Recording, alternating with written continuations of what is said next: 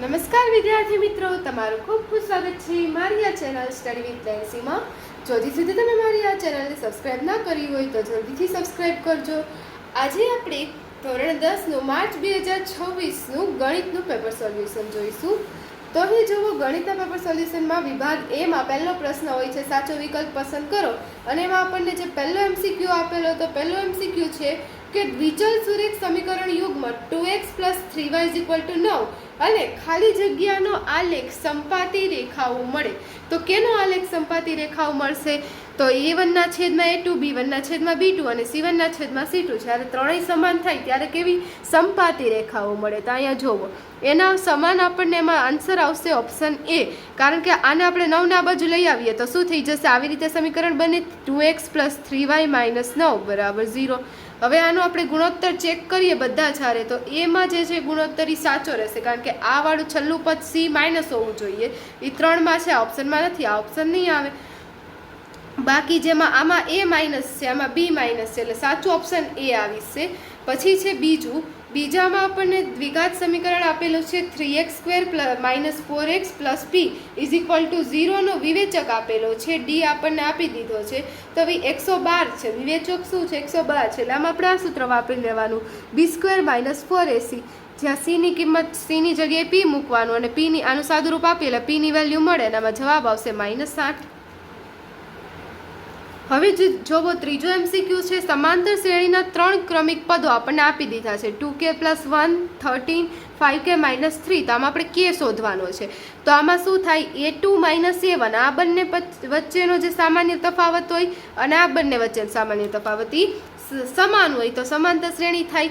તો a2 - a1 અને આને આપણે a3 કહીએ અને આને a2 કહીએ, તો a3 - a2 આ સમાન થાય, એટલે બંને બાજુ વેલ્યુ મૂકી દેવાની, સાદુરૂપ આપીએ એટલે b = 4 આપણને જવાબ મળશે. પછી ચોથું છે બિંદુ -3, 5 નું ઉદ્ગમ બિંદુથી અંતર. તો ઉદ્ગમ બિંદુથી અંતર પૂછવું હોય એટલે √x² + y², એટલે વર્ગમૂળમાં 9 વત્તા -3 નો વર્ગ 9 થઈ જાય, 5 નો વર્ગ 25, 25 ને 9 34, વર્ગમૂળમાં 34, c જવાબ આવશે. પછી આપણને પાંચમું આપેલું છે sin² 30. તો sin 30 ની કેટલી વેલ્યુ હોય? 1/2. હવે એના આખાનો હોલ સ્ક્વેર કરીએ એટલે 1/4, એટલે ડી જવાબ આવશે.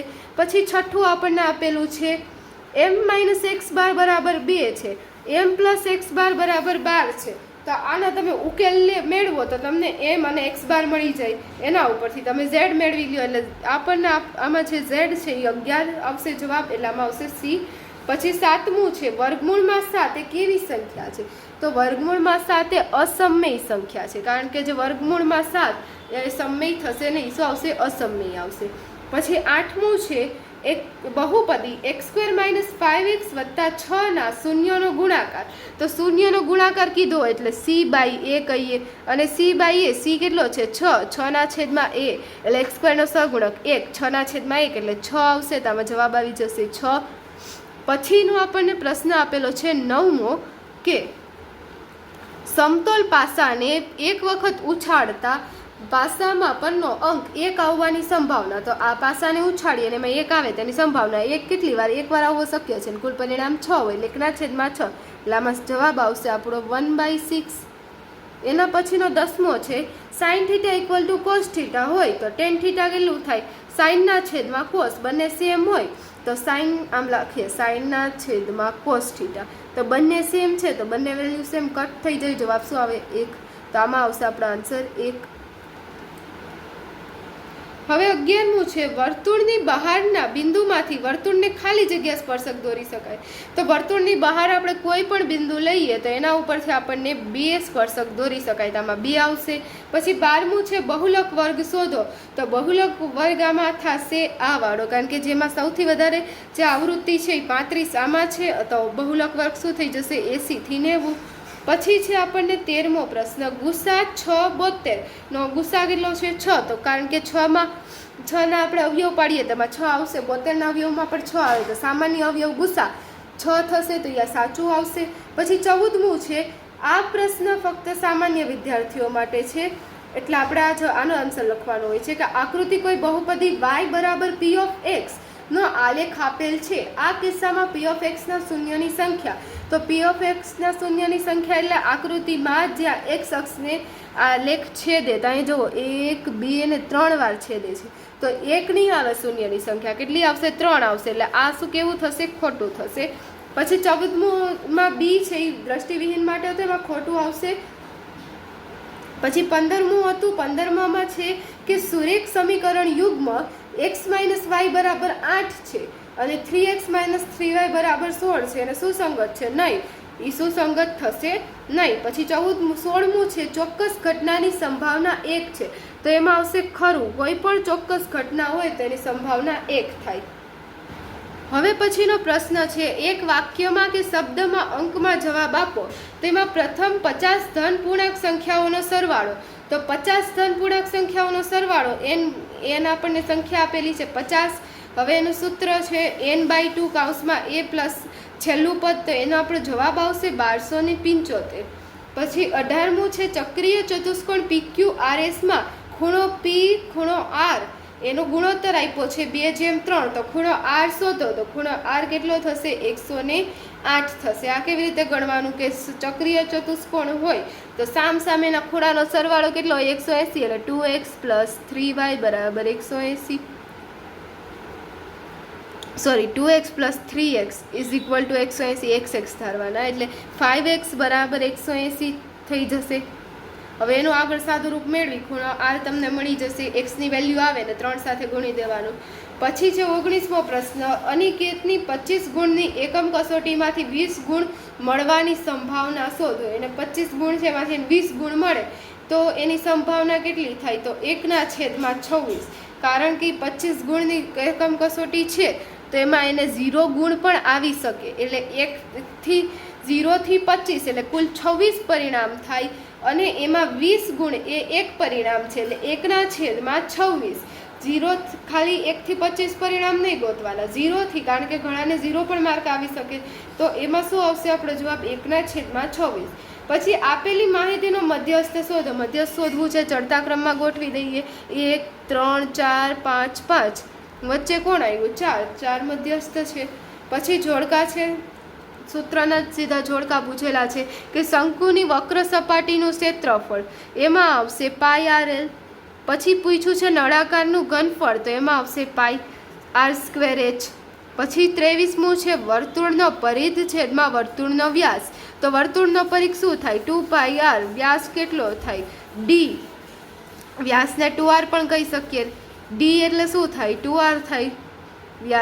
તો હવે 2r કેન્સલ થઈ ગયા, પાઈ એટલે આમાં આવશે આપણો જવાબ C આવશે 23માં. પછી 24મું છે તો 24માં લઘુ વૃત્તાંશનું ક્ષેત્રફળ ને છેદમાં વર્તુળનું ક્ષેત્રફળ, તો એમાં આવશે આપણો જવાબ 24માં A θ/360 ડિગ્રી. હવે જોવો વિભાગ બી છે. વિભાગ બી માંથી 13માંથી કોઈ પણ 9 પ્રશ્ન લખવાના હતા. એમાંથી આ જોવો પ્રશ્ન આપણને 25 26 27 28 29 30 31 32. પછી 33મું છે એ પણ આપણું જે 8મું ચેપ્ટર છે એમાં જ ટેક્સ્ટબુકના જ આ બધા જ ક્વેશ્ચન છે. પછી આ જે ક્વેશ્ચન હતો એ સામાન્ય વિદ્યાર્થી માટેનો છે. પાછળનો પ્રશ્ન હતો એ દ્રષ્ટિવિહીન માટે. પછી 35મો 36 37માં સૂત્રમાં જ સીધી આપણને વેલ્યુ આપી દીધી છે, મૂકીને સાદુરૂપ આપવાનું. વિભાગ સીમાં અહીં આપણને કોઈ પણ 9 પ્રશ્નમાંથી 6 લખવાના છે. તો અહીં આપણને 38માં જે સમીકરણ છે એનો આપણે ઉકેલ મેળવવાનો. પછી 39માં સમીકરણ બનાવીને આપણે આગળ ગણતરી કરવાની છે. પછી 40મું છે એ આપણે સમાંતર શ્રેણીમાંથી પૂછાયેલો દાખલો છે. પછી તમે જોયો છો 42મો 43 44, પછી પાછો ફરી પછી 43, પછી અહીંયા 44મો પ્રશ્ન છે. 45માં પ્રશ્નમાં આપણે બહુલક શોધવાનો છે. પછી 46મો પ્રશ્ન છે. એના પછી વિભાગ ડી છે. વિભાગ ડીમાં 47મો પ્રશ્ન છે એ સામાન્ય વિદ્યાર્થીઓ માટે છે. તેમાં આપણને સમપ્રમાણતાનો મૂળભૂત પ્રમેય 6.1 પૂછેલો છે. પછી 47મો દ્રષ્ટિવિહીન માટે હતો.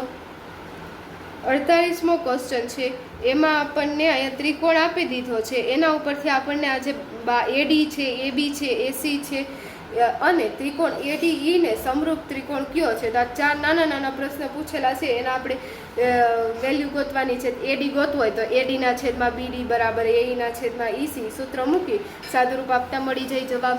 પછી 49મો છે, એમાં સમીકરણ બનાવીને ઉકેલ મેળવવાનો છે. પછી 50મો પ્રશ્ન સમાંતર શ્રેણી પાઠનો છે. પછી 51મો છે, એમાં આવૃત્તિ વિતરણ આપણને આપેલું છે, એના ઉપરથી આપણે મધ્યક શોધવાનો છે. પછી 52મા પ્રશ્નમાં મધ્યસ્થ શોધવાનો છે. અને 53મો અને 54મો એ સંભાવના ચેપ્ટરમાંથી પૂછેલા છે. અને અહીં આપણું જે ગણિતનું પેપર સોલ્યુશન છે તે પૂર્ણ થાય છે. જો તમને વિડીયો પસંદ આવ્યો હોય તો લાઈક શેર સબસ્ક્રાઈબ કરજો.